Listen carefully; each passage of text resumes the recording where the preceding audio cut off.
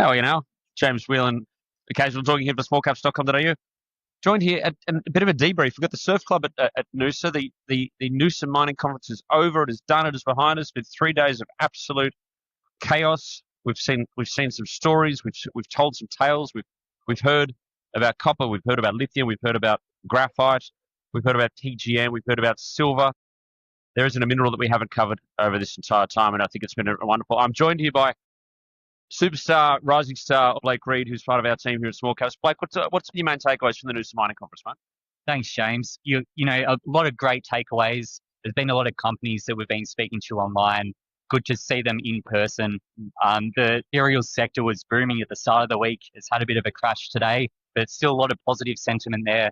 A lot of great investors, you know, a big turnout. Spoke with a lot of investors who wanted to learn more, and some really interesting companies that we spoke to. I do have to say, a lot of the time at these at the conferences, you see that there's potentially just a lot of confirmation bias, people that already own the stock, they want to come out and see it. I think at this one, there was actually people with a list of companies that they were looking to line up and looking to actually assess and analyze to take investments in. I really thought that was good. I found that a lot of people talking about lithium turnaround was a main theme that I got on this one. What were some of the companies that you didn't mind having a look at today or this week?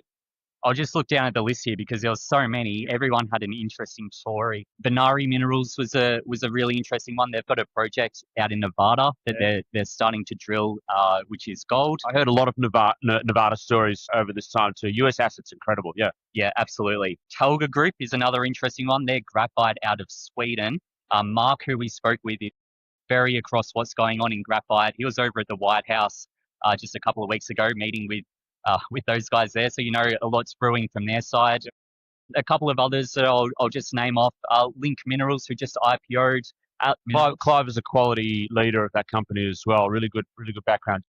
Yeah, absolutely. Lake Resources, which is lithium as well, and Broken Hill Mines, which has been all over the news on ABC. They're doing a lot of great work getting Broken Hill back up and running again. You know how I feel about Patrick Walter as well. He knows how I feel about him. So, I really do like that Broken Hill Mines theme as well. I really like ARK. I've known that company for a long time. We had a talk to Ben Emery earlier today, and I think that what they've got coming up in that rare earth space in that Queensland area, also with the QIC investment. Yes. If I was going to say one of the main takeaways from this one is that all of a sudden you wake up one day and QIC has taken a big chunk of your company, and you're funded and you don't have to worry about what's next. And that was the area, and that was the idea.